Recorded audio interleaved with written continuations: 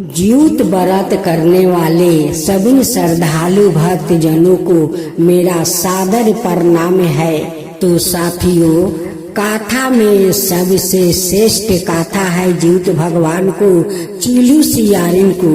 पहला गाथा चिलू सियारिन को सुनी जाती है, उसका बाद में ही सभी गाथा सुनी जाती है, लेकिन पहला नियम है चिलू सियारिन का। तो साथियों, आइए हम सब मिलकर ज्योत भगवान को गाथा सुनते हैं। पहला गाथा चिलू सियारिन का। चिलू और सियारिन दोनों बहुत अच्छी सहेली थी। वो जहाँ जाती थी वो दोनों जाती थी, जो काम करती वो दोनों मिलकर ही करती थी।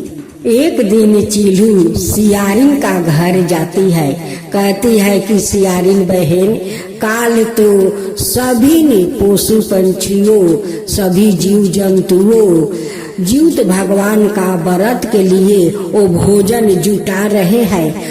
सियाल बहन, हम लोग तो ज्योत भगवान का व्रत करेंगे, चलो हम लोग नदी उस पार से कुछ फल मूल लियाते हैं ताकि काले ज्योत भगवान को दे सके और हम लोग भी खा सके। सियाल कहती है कि ठीक है चलो। वो जाते जाते वो देखती है कि जंगल में कुछ कौवा मेरे रहा है। वो समझ गई कि उस जंगल में जरूर कुछ शिकार है, उसलिए कौवा मेरे रहा है। वो चिलू से कहती है कि चिलू बहन, मुझे जोर का पैखाना लगा है, तुम आगे चलो, मैं पैखाना करके आती हूँ। चिलू बहन चली जाती है और सियारिन उस जंगल में जाकर देखती है तो मरे हुए एक गाय का बच्चा था। वो सियारिन कहती है कि चलो, मेरा भोजन तो मिल गया, अब मैं भोजन लेकर घर रख आता हूँ, तब जाकर उस पार जाऊंगी। सियारिन एक जांघा तोड़ लेती है या पूरा पेट भर कर मांस खा लेती है, तब उस पार जाती है। तो चिलू कहती है कि सियारिन बहन, इतना देर क्यों लग गई, क्या खाई थी? कहती है कि क्या कहूँ चिलू बहन, कल रूखा सूखा खाई थी, उसलिए पैखाना नहीं उतर रहा था, इसलिए देर हो गई। सियारिन कहती है कि चिलू बहन, इतना दिन से तो मैं ज्योत व्रत करती हूँ, लेकिन आज तक मुझे कोई संतान नहीं हुआ।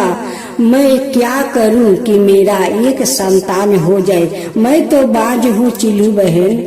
चिलू कहती है कि सियारिन बहन, चिंता मत करो, ज्योत भगवान तो ज्योत दाता है, वो सबको दुख बुझते हैं, सबको संतान देते हैं, वो संतान को रक्षा भी करते हैं।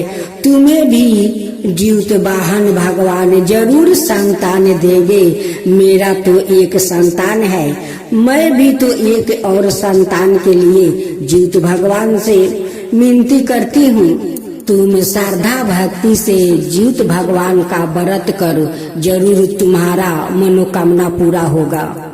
जब शाम हुआ तो दोनों खा पी कर सोने गई और सियारी ने अपना बिछौना के नीचे बहुत सारा हड्डी मांस रखी थी। जब 12 बजे रात को उठकर वो पटर पटर हड्डी चबाती है तो सियाल कहते हैं कि सियारिन, तुम्हारा बिछना से इतना आवाज क्यों आता है?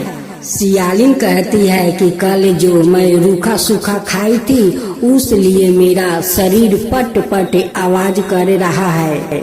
सियालिन सोचती है कि काल तो मैं 24 घंटा उपास रहूंगी, तो मैं तो 24 घंटा उपास नहीं रह सकूंगी, उसलिए कुछ मांस इस बिछना के तले रख देती हूँ। काल जब 3 बजेगा तो उठकर मांस पूरा पेट भर के खा लूंगी।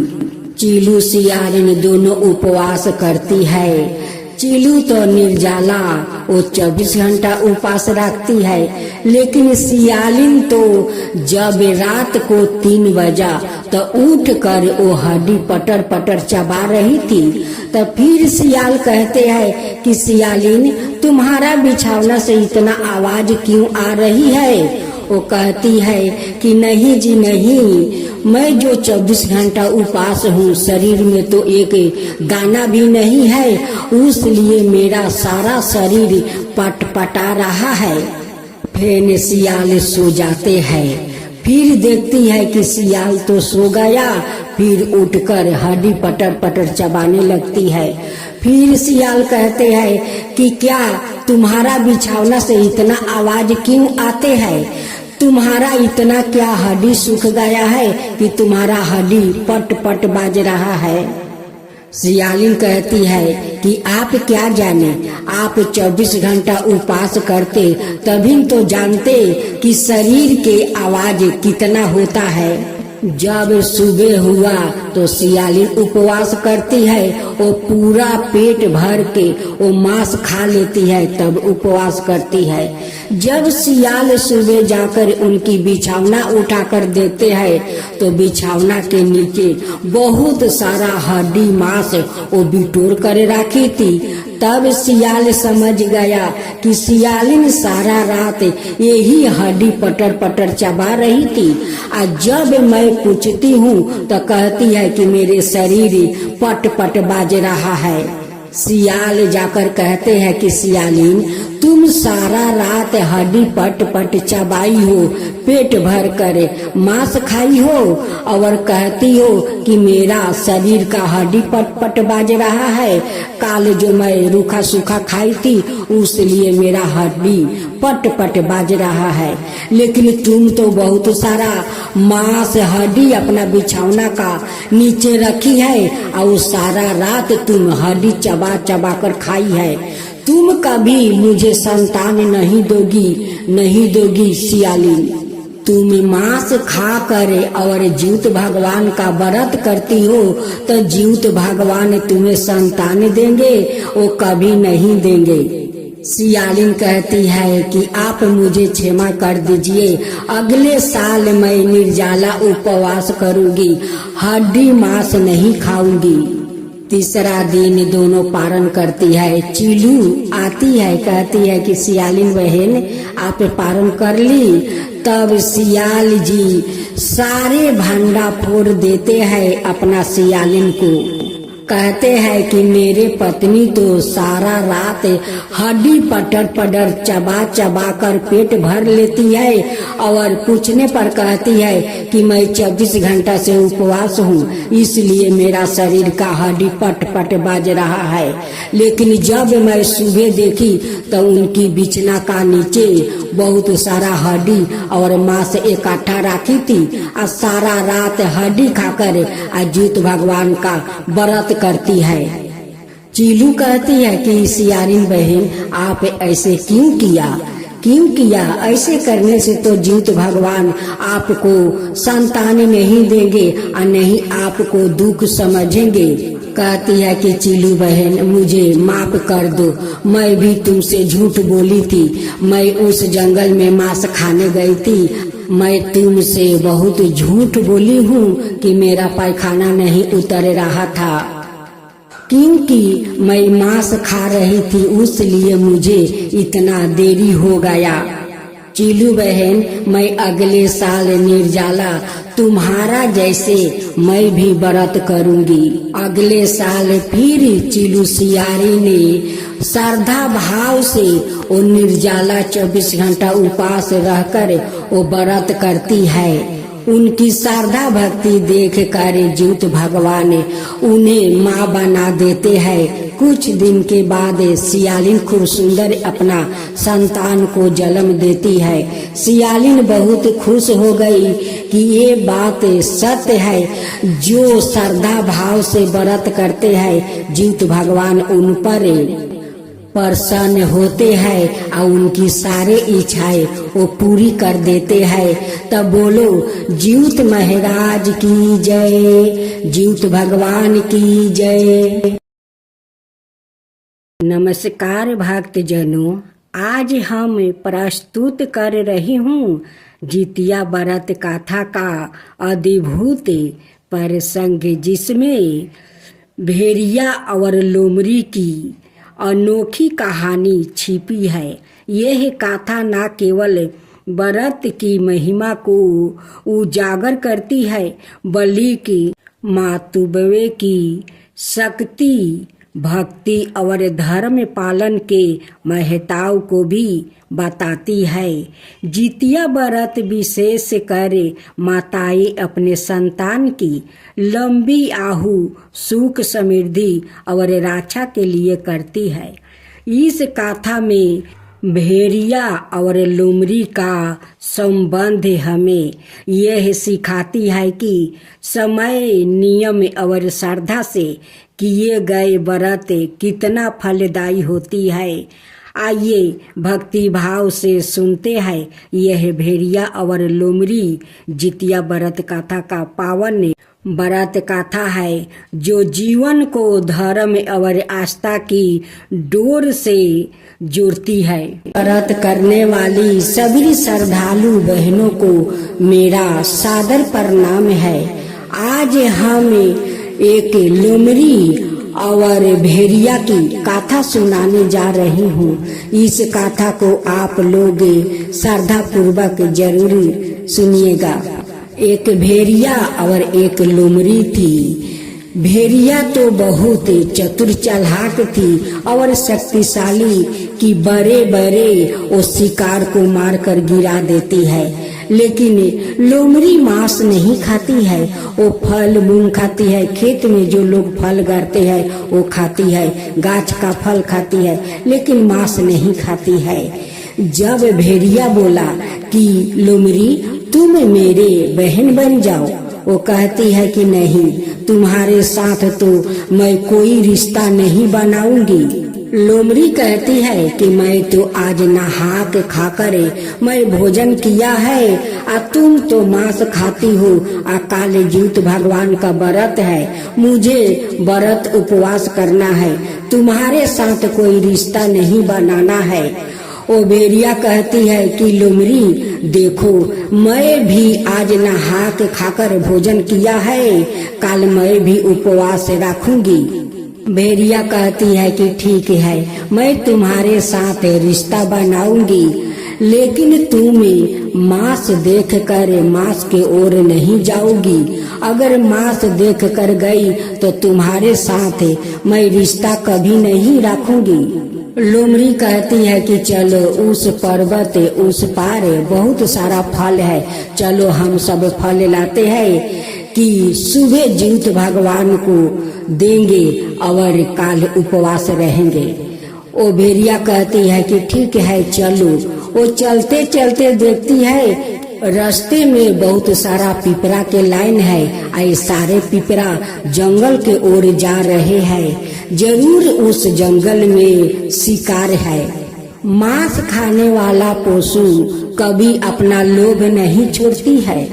भेड़िया सोचती है कि अगर मैं जंगल में गई तो लोमड़ी मुझसे कोई रिश्ता नहीं रखेगी। मैं क्या करूं कि उस जंगल में पता लगाऊं कि क्या चीज है। अगर शिकार होगा तो मेरे लिए तो बहुत अच्छा होगा। भेड़िया कहती है कि लोमड़ी बहन, मेरा पेट बहुत दर्द कर रहा है, मैं थोड़ा आराम करना चाहती हूँ।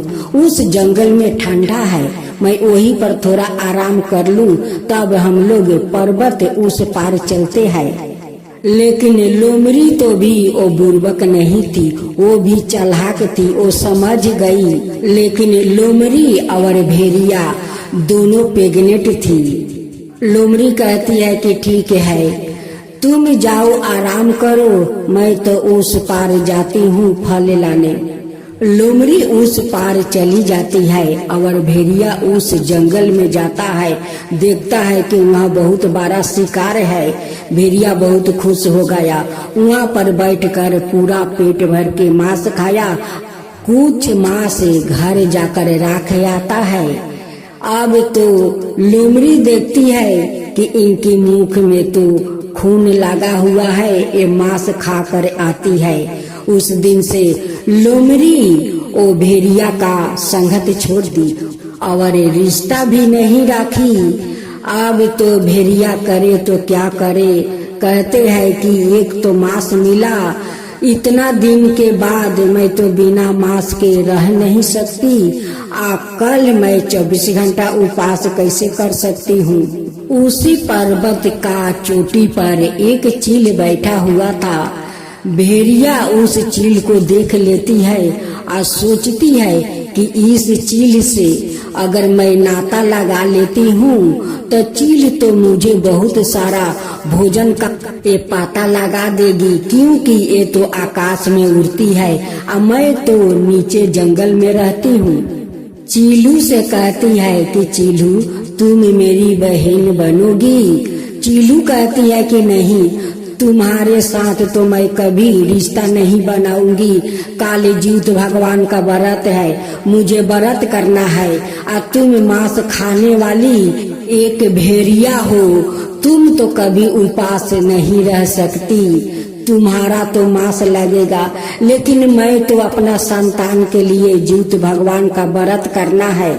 भेड़िया कहती है कि चीलू कल मैं भी तो व्रत करूंगी, मेरा भी तो संतान नहीं है, मैं अपना संतान के लिए जीत भगवान का व्रत काल करूंगी। चीलू उनकी साथ रिश्ता नहीं रखती है, वो लोमड़ी के साथ चली जाती है और दोनों तरबूज के खेत से वो बहुत सारा फल लिया कर अपना घर में रखती है कि सुबह जीत भगवान को भोग लगाऊंगी। पीपरा कहती है कि भेड़िया बहन तुम समझती हो कि हम लोग जंगल में जा रहे हैं मांस के लिए? नहीं, हम लोग मनुष्य का घर में जा रहे हैं कि जो रोटी और चावल मिल जाएगा वही हम लोग उठा कर ले आएंगे, सुबह जीत भगवान को देंगे। हम लोग मनुष्य के घर जा रहे हैं, जंगल में मांस के लिए नहीं। भेड़िया समझ गई कि ये सभी ने चिंटा चीलू लोमड़ी सचमुच का ये लोगे कल निर्जला उपवास करेगी अपना संतान के लिए। मेरा तो कोई संतान नहीं है, मैं भी तो जीत भगवान का व्रत करना चाहती हूँ संतान के लिए। उस चिंटा में एक चिंटा बहुत समझदार थी, जो वो भेड़िया को इतना सुंदर समझा देती है और उस चिंटा को बात भेड़िया समझ लेती है। कहती है कि भेड़िया बहन तुम्हारा तो कोई अपना नहीं है और संतान भी नहीं है, तुम्हारा कुछ हो जाएगा तो तुम्हें देखने वाला कोई नहीं है और नहीं एक गिलास पानी देने वाला है। उसलिए तुम जीत भगवान पर ध्यान रखो और श्रद्धा भक्ति से उनकी व्रत करो, तुम्हारा संतान जरूर होगा, ये मेरे वचन है।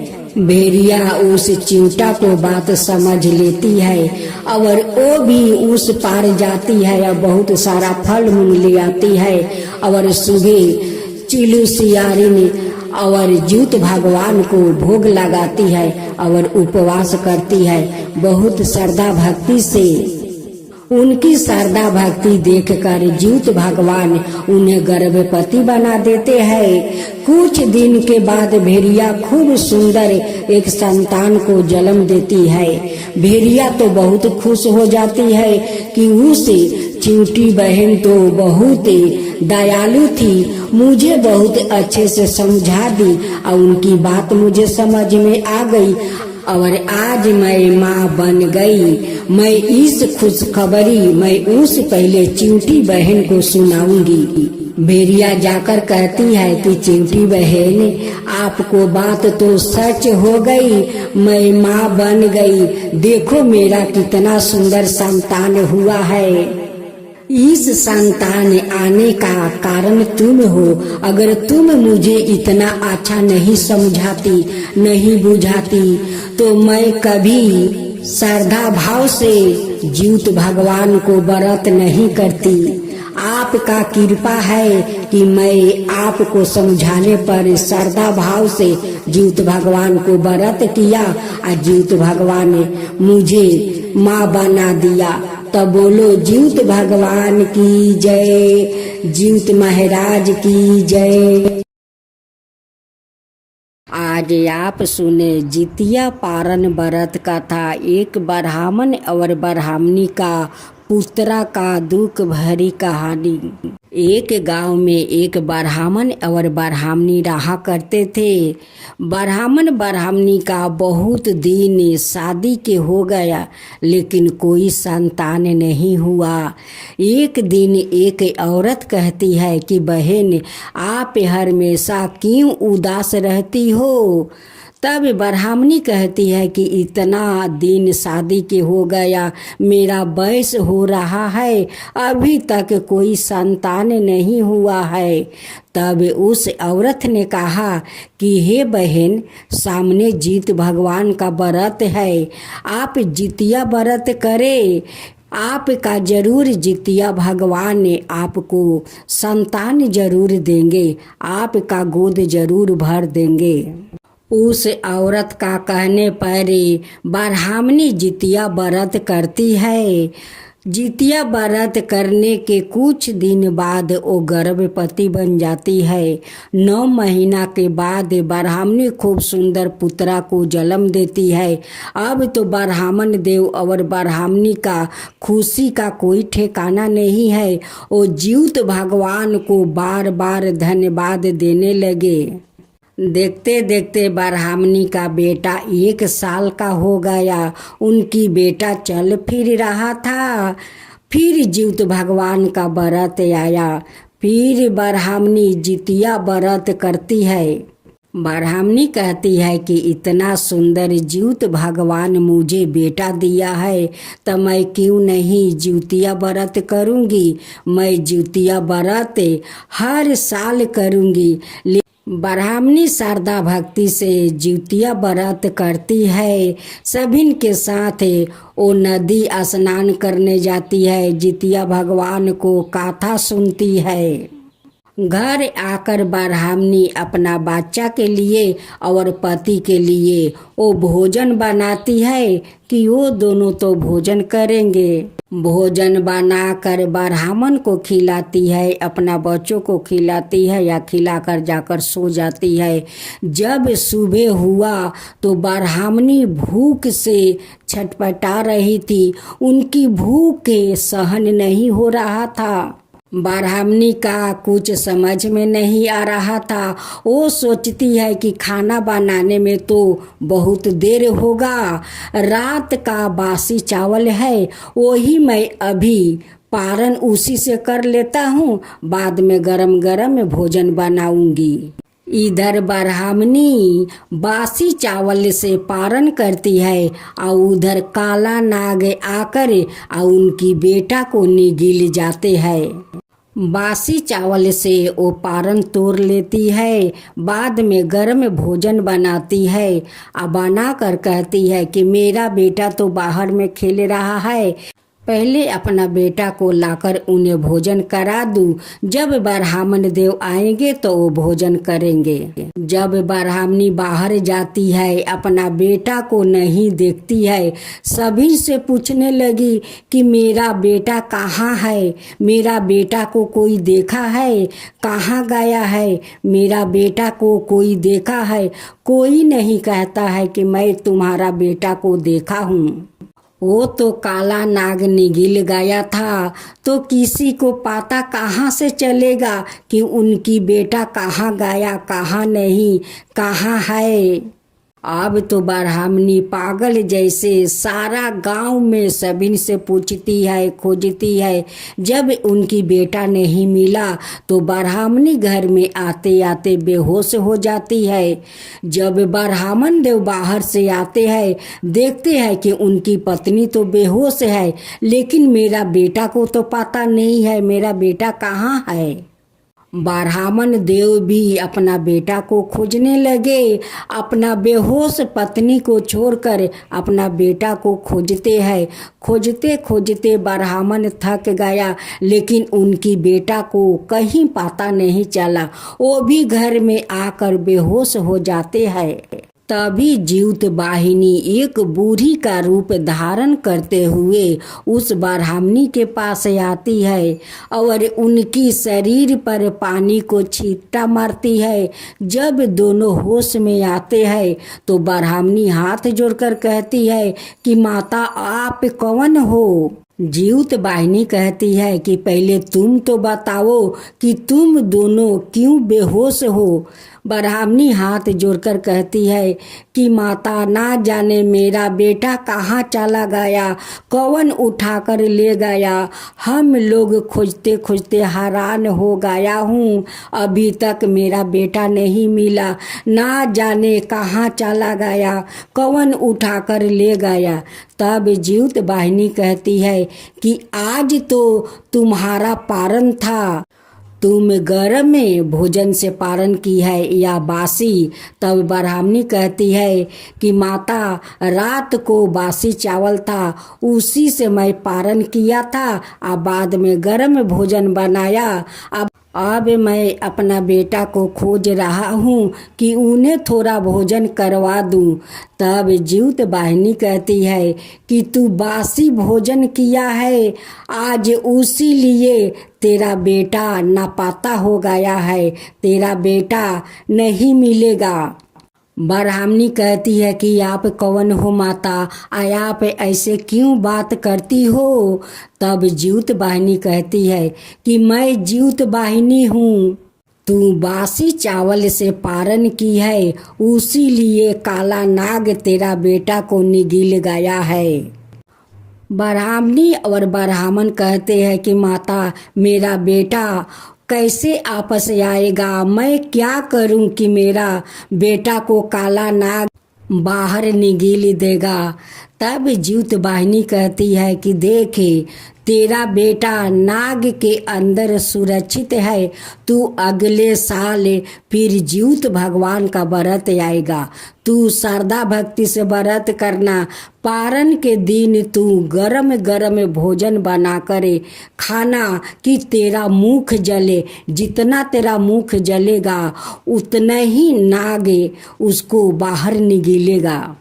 फिर 1 साल का बाद जीवत भगवान को व्रत आया। ब्राह्मणी बहुत श्रद्धा भक्ति से जीवत भगवान को व्रत की। आज सुबह पारण के दिन गरम गरम भोजन बनाती है और गरम गरम वो भोजन करती है। उसका भोजन करते करते पूरा जीभ जल जाता है। वैसे ही काला नाग उनकी बेटा को बाहर निकाल देते हैं। जीवत वाहिनी उसका बेटा को लेकर आती है या कहती है कि देख यही तेरा बेटा है। जीवत वाहिनी कहती है कि देख अब कभी भी तू जीवत भगवान का व्रत करे तो बासी से पारण मत कर, क्योंकि जीवत भगवान का बासी पारण पसंद नहीं है। क्योंकि जब ले बरैती लोग पारण नहीं करती है तब तक जीवत भगवान उनकी शरीर में प्रवेश रहते हैं। वो प्रवेश नहीं रहेंगे तो तुम लोग 24 घंटा कैसे उपास रहोगी। उन्हीं का शक्ति से तो सारे स्त्रियां उपास रहती है और सभी को हिम्मत जीवत भगवान देते हैं। उपास रहने के लिए तो उन्हीं हिम्मत देते हैं। सारे गांव वासियों को बोल देना कि कोई भी जितिया व्रत करके वो बासी से पारण ना करे। जो लोग बासी से पारण करते हैं उसे यही हालत होता है जैसे तेरा बेटा को नाग निगल गया था। ब्राह्मणी कहती है कि अब ऐसा नहीं होगा माता, अब कभी मैं ऐसा भूल नहीं करूँगी, कभी बासी से पारण नहीं करूँगी। जीवत वाहिनी ब्राह्मणी को ये सारे बात बताकर वो अंतर ध्यान हो जाती है। तो बोलो जीवत भगवान की जय, जीवत वाहिनी की जय। एक गांव में एक बुढ़िया माई रहती थी। वो हर साल जीवतिया व्रत करती थी एक पोता या पोती खातिर। वो हर साल श्रद्धे भक्ति से जीवित वाहन को पूजा करती है। और जब घाट पर स्नान करके बैठती है कथा सुनने के लिए, तो जीवित भगवान से कहती है कि हे जीवित वाहन, मुझे एक पोता या पोती दे दो। मेरे बहू को 3-4 साल शादी का हो गया, अभी तक कोई संतान नहीं हुआ। बुढ़िया माई बहुत गरीब थी, लेकिन जीवित भगवान से कभी अन्न धन नहीं मांगी। वो एक पोता या पोती के भूखी थी। वो पोता और पोती जीवित भगवान से हर साल मांगती थी। फिर जब दूसरा साल आया तो बुढ़िया माई जाकर घाट पर बैठ कर जीवित भगवान से हाथ पसार करे वो पोता या पोती मांग रही थी। तभी जीवित भगवान पीछे से आकर आवाज लगाते हैं, कहते हैं कि माई तू क्या कर रही है। बुढ़िया माई पीछे नहीं मुड़ कर देखती है कि कौन आदमी है, बच्चा है या बूढ़ा है, कौन है। वो पीछे मुड़ कर नहीं देखती है। वो कहती है कि बेटा, मैं तो अपना लिए एक पोता या पोती जीवित भगवान से मांगती हूँ। एक अगर पोता या पोती दे देते तब मैं धन्य हो जाता बेटा। मैं जीवित भगवान से हर साल व्रत करती हूँ और हर साल पोता पोती मांगती हूँ। जीवित वाहन कहते हैं कि माई रे, तेरा बहू तो गर्भवती है। तेरा घर में तो कुछ दिन के बाद तेरा घर में पोता आ रहा है। ये बात सुनकर बुढ़िया माई पीछे मुड़कर देखती है तो कोई पीछे नहीं है। वो बहुत आश्चर्य में पड़ जाती है कि अभी तो मुझे बोल रहा था कि माई तेरे बहू तो गर्भवती है, कुछ दिन के बाद तेरा घर में पोता आने वाला है। जब बुढ़िया माई का पूजा समाप्त हो जाता है तो वो घर जाती है और उनकी बहू कहती है कि माँ, आज तो मुझे इमली खाने का मन कर रहा है। अब तो बुढ़िया माई का खुशी का ठिकाना नहीं है। वो जीवित भगवान को कूटी कूटी धन्यवाद देती है। कहती है कि जीवित भगवान, आप स्वयं आकर मुझे संताना दिया कि आपका बहू तो गर्भवती है, आपका घर में पोता आने वाला है। जीवित भगवान, आप तो स्वयं आकर मुझे खुशियाँ दे दिया है। भगवान, आपका तो महिमा अपरंपार है और आपका तो पूजा अपरंपार है। हे जीवित भगवान। बुढ़िया माई अपना बहू को इमली लिया कर देती है। बहू इमली बहुत श्रद्धे से खाती है। कुछ दिन के बाद उनकी बहू का खूब सुंदर पोता हुआ।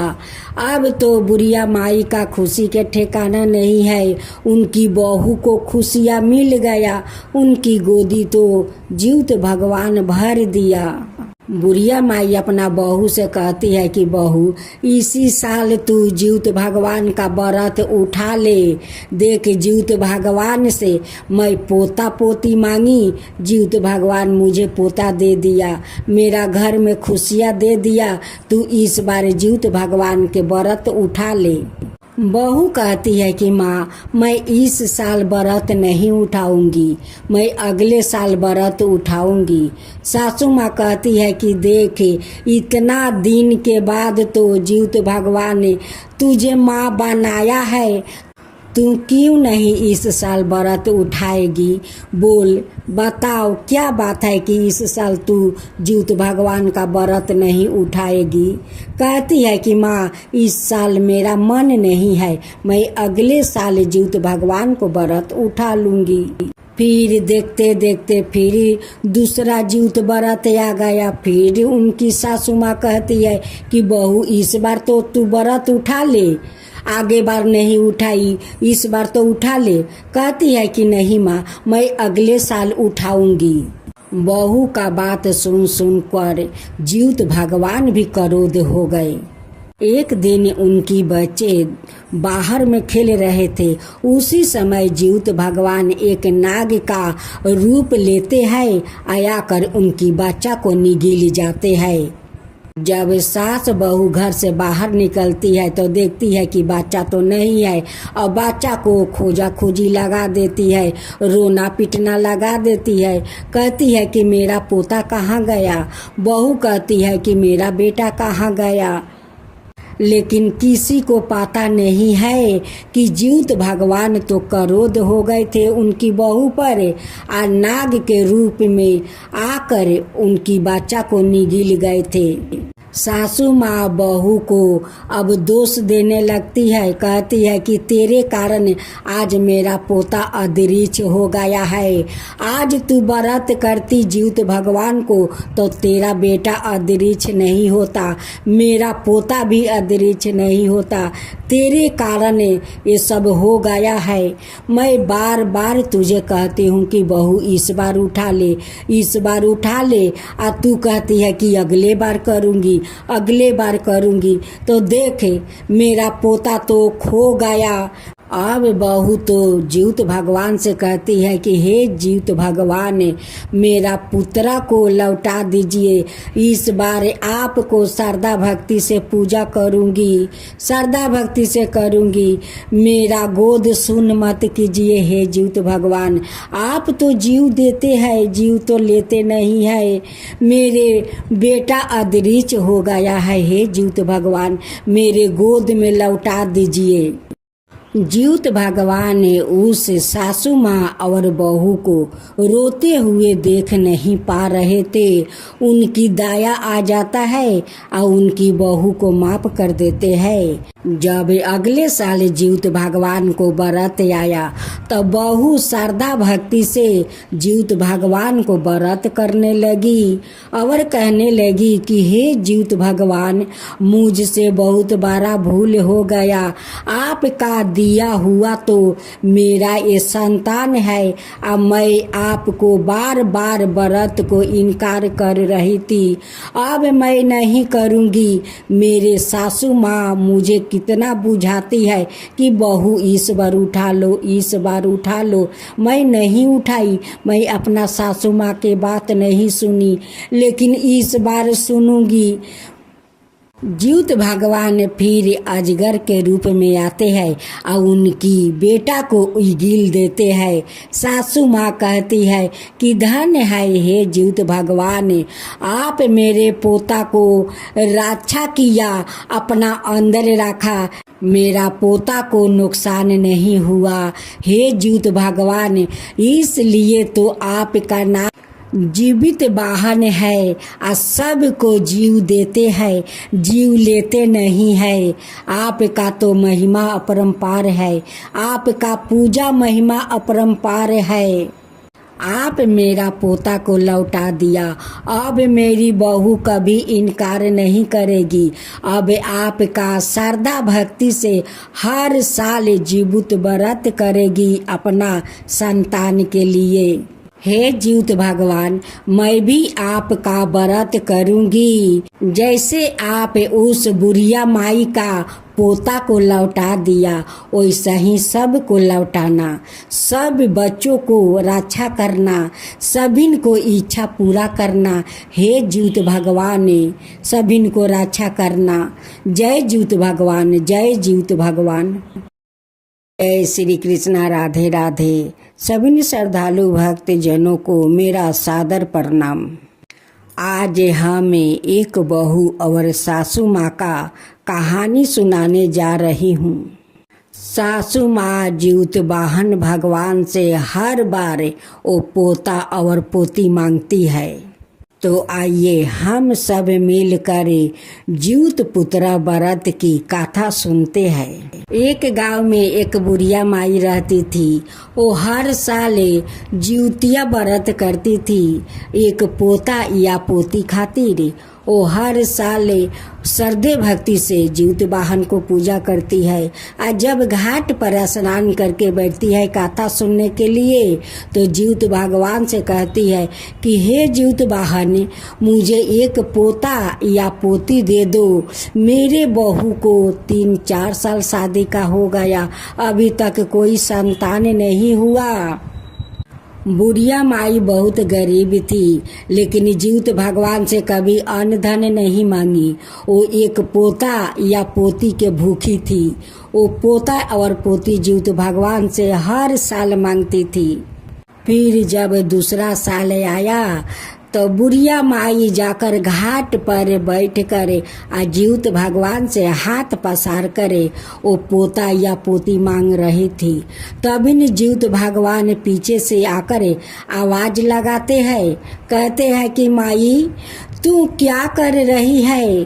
बुढ़िया माई पीछे नहीं मुड़ कर देखती है कि कौन आदमी है, बच्चा है या बूढ़ा है, कौन है। वो पीछे मुड़ कर नहीं देखती है। वो कहती है कि बेटा मैं तो अपना लिए एक पोता या पोती जीवित भगवान से मांगती हूँ। एक अगर पोता या पोती दे देते तब मैं धन्य हो जाता बेटा। मैं जीवित भगवान से हर साल व्रत करती हूँ और हर साल पोता पोती मांगती हूँ। जीवित वाहन कहते हैं कि माई रे तेरा बहू तो गर्भवती है, तेरा घर में तो कुछ दिन के बाद तेरा घर में पोता आ रहा है। ये बात सुनकर बुढ़िया माई पीछे मुड़कर देखती है तो कोई पीछे नहीं है। वो बहुत आश्चर्य में पड़ जाती है कि अभी तो मुझे बोल रहा था कि माई तेरे बहू तो गर्भवती है, कुछ दिन के बाद तेरा घर में पोता आने वाला है। जब बुढ़िया माई का पूजा समाप्त हो जाता है तो वो घर जाती है और उनकी बहू कहती है कि माँ आज तो मुझे इमली खाने का मन कर रहा है। अब तो बुढ़िया माई का खुशी का ठिकाना नहीं है। वो जीवित भगवान को कूटी कूटी धन्यवाद देती है, कहती है कि जीवित भगवान आप स्वयं आकर मुझे संताना दिया कि आपका बहू तो गर्भवती है, आपका घर में पोता आने वाला है। जीवित भगवान आप तो स्वयं आकर मुझे खुशियाँ दे दिया है भगवान। आपका तो महिमा अपरंपार है और आपका तो पूजा अपरंपार है हे जीवित भगवान। बुढ़िया माई अपना बहू को इमली लिया कर देती है। बहू इमली बहुत श्रद्धे से खाती है। कुछ दिन के बाद उनकी बहू का खूब सुंदर पोता हुआ। अब तो बुढ़िया माई का खुशी के ठिकाना नहीं है।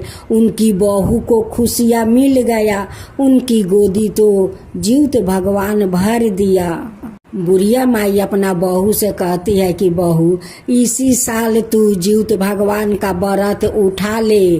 देख जीवित भगवान से मैं पोता पोती मांगी, जीवित भगवान मुझे पोता दे दिया, मेरा घर में खुशियाँ दे दिया। तू इस बार जीवित भगवान के व्रत उठा ले। बहू कहती है कि माँ मैं इस साल व्रत नहीं उठाऊंगी, मैं अगले साल व्रत उठाऊंगी। सासू माँ कहती है कि देख इतना दिन के बाद तो जीवित भगवान ने तुझे माँ बनाया है, तू क्यों नहीं इस साल व्रत उठाएगी। बोल बताओ क्या बात है कि इस साल तू जीवित भगवान का व्रत नहीं उठाएगी। कहती है कि माँ इस साल मेरा मन नहीं है, मैं अगले साल जीवित भगवान को व्रत उठा लूंगी।